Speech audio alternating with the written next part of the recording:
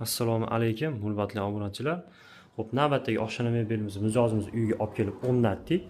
Kichkinagina, shinamgina oshxona mebel qilganmiz. Bir qator ko'rib baho berasizlar. Bu ishlarimizni hamma yoqni sizlarga tanishtirib chiqamiz. Bu chekkasiga esa mo'yka, tagiga esa musor paqir va bu yerda shushulkalarni joylaganmiz.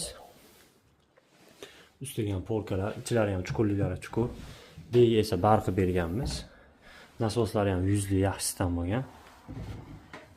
Akril material.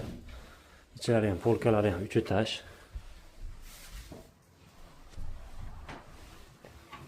Ustilari rossiyskiy stalishinsiz 4 sm qalinidan va orqalari granit bo'lgan. Taylariga esa svetlarni tortib berganmiz. Oxirida uni ham yoqib ko'rsatamiz sizga. Pastlari ham esa bunaqa foydalanadigan bo'lgan. Akril, Agit firmanikidan yaxshisidan bo'lgan. Bu yerga esa tortmalari. Har doimgidek tortmalarimiz taylari polni laminat, 50 kilogacha yuk ko'tara oladida. Polni taylar ham tandem rol ishlatganmiz. Bu yerda esa sekretli qosh soladiganlarni ham qo'yib berganmiz. Hammasi shunaqa tandem, hech narsa bo'lmaydigan yaxshisidan qo'yib berganmiz.